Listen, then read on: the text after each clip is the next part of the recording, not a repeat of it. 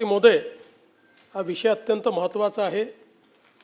आपल्याला कल्पना आहे की अनेक वर्षापासून आपल्याकडे सूर्यास्तानंतर शवविच्छेदन केलं जात नाही। मागच्या काळात मग आपण त्यात काही ठिकाणी सूट दिली आणि सूर्यास्तानंतर शवविच्छेदन हे सुरू केलं, पण ते सरसकट सगळीकडे आपण करत नाही। त्याच्या मागची भूमिका अशी होती की रात्रीच्या वेळी कमी लाईट किंवा अशा याच्यात काही सुटून जाऊ नये, पण आता तंत्रज्ञान उपलब्ध आहे त्यामुळे तशा काही फार अडचणी राहिलेल्या नाहीत।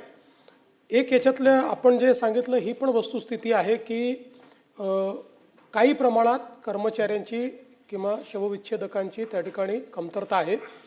आपण जी अपेक्षा केली आहे 90 दिवसात तर शक्य होणार नाही, पण जेवढं शीघ्रातिशीघ्र आपल्याला हे भरता येईल ते भरण्याचं काम आपण त्या ठिकाणी करू। यातला महत्त्वाचा बदल आपण काय करणार आहे तो मी आपल्याला सांगतो, ज्याचा पहिला प्रयोग मुंबईत आपण सुरू करतो। जगामध्ये आता 90 ते 95% नॉन इव्हेसिव्ह पोस्टमार्टम होतं। बॉडीला चिरावं लागत नाही, नॉन इव्हेसिव्ह। आज तंत्रज्ञानाच्या माध्यमातून बॉडीतल्या सूक्ष्मातिसूक्ष्म म्हणजे जे बॉडी चिरल्यानंतरही ज्या गोष्टी कदाचित डोळ्याला दिसणार नाहीत त्या गोष्टी आता मशीन पाहू शकते, आणि म्हणून नॉन इव्हेसिव्ह पद्धतीनं पोस्टमार्टम करायचा ही पद्धत सुरू झाली आहे।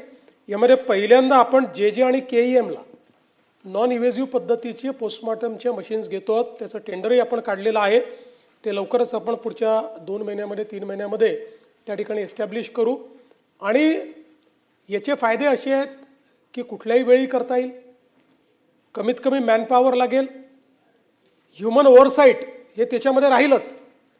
पण आपल्याला माहिती आहे अनेक वेळा आपल्याला असं लक्षात येतं की पोस्टमार्टमच्या वेळी कंप्लेंट येतात की काहीतरी गडबड केली आहे। आता याच्यामध्ये मशीनमध्ये जसं आपल्या शरीराचा आज पेट स्कॅन केला तर शरीरात कुठेही कॅन्सरचे विषाणू असतील तरी ते पेट स्कॅनमध्ये दिसतात। अशा पद्धतीनं हे जे नॉन इव्हेसिव्ह अशा पद्धतीचं आपण या ठिकाणी पोस्टमार्टम सुरू करतो। 90% पोस्टमार्टम हे नॉन इव्हेसिव्ह पद्धतीने करायचे आणि 10% क्रिटिकल हे दोन्ही करायचे। नॉन इव्हेसिव्ह करायचे आणि इव्हेसिव्ह करायचे। म्हणजे समजा एखादा खूप मोठी मर्डर असेल, खूप मोठं असं अशा प्रकारचं असेल तर अशा ठिकाणी तुमचा एव्हिडन्स मिस होऊ नये अशा ठिकाणी दोन्ही पद्धतीने करायचं, असं हे काम सुरू करतो। आणि हे एकदा यशस्वी झालं तर संपूर्ण महाराष्ट्रात सगळ्या मेजर ठिकाणी आपण नॉन इव्हेसिव्ह पद्धतीचं हे पोस्टमार्टम करणार आहोत। दरम्यानच्या काळामध्ये आपण जे सांगितलेलं आहे निश्चितपणे ज्या रिकामा जागा आहेत त्या भरण्याचं काम या ठिकाणी करण्यात येईल। आणि अनस्किल्ड लोकांनी पोस्टमार्टम केलं अशा तक्रारी तर फारशा काही नाही आहेत, पण आता माझ्याकडे त्याची माहिती पण नाही आहे। अशा तक्रारी असतील तर आपण त्या घेऊ। पण ही गोष्ट देखील खरी, आता वर्षानुवर्ष आपण पोस्टमार्टम करायला त्या ठिकाणी जातोच, त्यामुळे आपल्यालाही माहिती आहे की त्या प्रकार तिथली परिस्थिती काय असते आणि तिथे करणारे जे लोक असतात ते किती शुद्धीत असतात हे डॉक्टर सोडून बाकी ज्यांची काय परिस्थिती असते। अर्थात आपणही फार त्याच्यावर ऑब्जेक्शन घेत नाही, कारण ते अशा परिस्थितीमध्ये तिथे काम करतात। हे आपण सगळ्यांनीच आपल्यापैकी अनेक वेळा, मी तर गेले 25, 30, 40 वर्ष पोस्टमार्टम अगदी जवळून बघतोय, त्याच्यामुळे मला असं वाटतं की या अडचणी दूर करण्याकरता पण मी एवढंच सांगेन, खूप महत्त्वाचा प्रश्न आपण या ठिकाणी मांडलेला आहे, निश्चित सरकार कारवाई करेल। ही वस्तुस्थिती आहे की वर्षानुवर्ष आपल्याकडे प्रॅक्टिस आहे की पोस्टमार्टम केल्यानंतर त्या पोस्टमार्टममध्ये ज्या काही दर्शनी गोष्टी आहेत त्या रिपोर्टमध्ये नमूद केल्या जातात आणि व्हिसेरा प्रिझर्व्ड अशा पद्धतीची एक त्याच्यामध्ये टिप्पणी टाकली जाते आणि मग तो व्हिसेरा पाठवला जातो फॉरेन्सिककडे किंवा जी काही व्यवस्था असेल त्या व्यवस्थेकडे। आणि अनेक वेळा 6-6 महिने वर्ष त्या व्हिसेराचा रिपोर्ट येत नाही, त्यामुळे तो जो पोस्टमार्टमचा रिपोर्ट आहे हा अंतिम होत नाही। मागच्या काळात आपण गेल्या 2-3 वर्षामध्ये दानवेसाहेब प्रयत्नपूर्वक आपल्या फॉरेन्सिक ज्या लॅब्स आहेत याच्यामध्ये खूप मोठ्या प्रमाणात काम करून 3 लाखाची पेंडन्सी होती ती आता 75,000वर आणली आणि मला विश्वास आहे की पुढच्या 3 ते 4 महिन्यात आपण रेग्युलरवर येऊ। आणि यातही आपण हे सांगितलं आहे की ज्या मेजर अशा मेडिको लिगल केसेस आहेत किंवा जिथे व्हिसेरा प्रिझर्व्ड आहे अशाला प्राधान्य दिलं पाहिजे, त्यामुळे तेही प्राधान्य देण्याचा प्रयत्न आपण करू। आपण जे दुसरं सुचवलं आहे की यातही आपल्याला काही टेक्नॉलॉजीचा वापर करता येईल का, तर निश्चितपणे तेही पडताळून पाहिलं जाईल। डॉक्टर प्रज्ञा सातवताईंनी जो प्रश्न विचारलेला आहे, निश्चितपणे तिथे अशा प्रकारच्या कर्मचाऱ्याची नेमणूक करण्यात येईल. आणि आता या संपूर्ण म्हणजे शवविच्छेदनाची ही जी काही सगळी प्रक्रिया आहे, आपण जर याच्यामध्ये बघितलं तर साधारणपणे आपल्याकडे 533 शवविच्छेदन केंद्र आहेत. आणि साधारण आपण विचार केला तर आता म्हणजे या वर्षीचं 2026च्या मेपर्यंत आपण 10,905 शवांची विच्छेदन प्रक्रिया पूर्ण केली आहे. याचा अर्थ असा आहे की मोठ्या प्रमाणात हे काम आणि कामाचा बोजा आहे.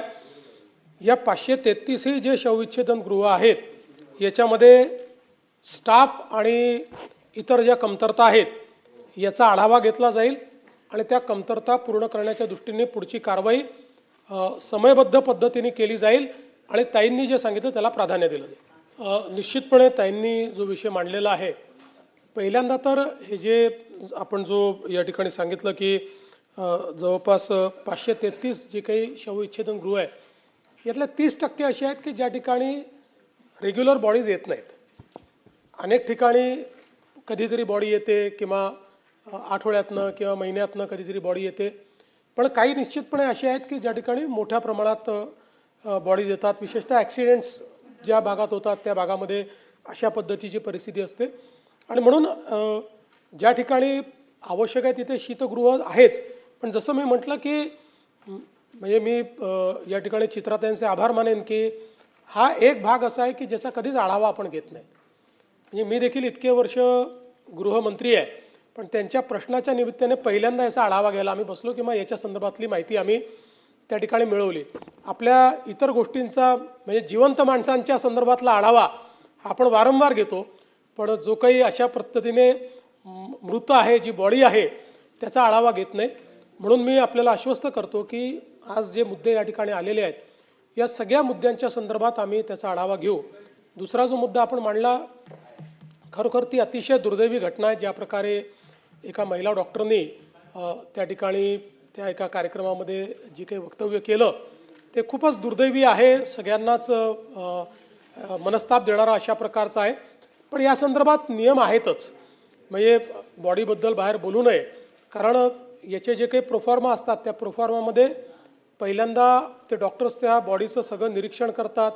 त्या निरीक्षणांमध्ये त्याच्यावर किती जखमा आहे, त्याच्यावर काय आहे, कुठले मार्क्स आहेत का, असं करतात.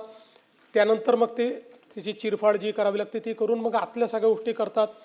पण यातली कुठलीच गोष्ट ही बाहेर बोलायची नसते. तर तो जो काही प्रोफॉर्मा नंतर फायनल जो होतो तो फायनल प्रोफॉर्मा पोस्टमॉर्टम रिपोर्टच्या माध्यमातून हा पोलिसांना द्यायचा असतो आणि मग तो त्या गुन्ह्यामध्ये त्या ठिकाणी लागू होतो. त्यामुळे अशा प्रकारे जर कोणी बोलत असेल तर ते चुकीचंच आहे. त्या संदर्भात तिथे तर कारवाई झालीच आहे, पुढे असं कोणी केलं तर कारवाई केली जाईल.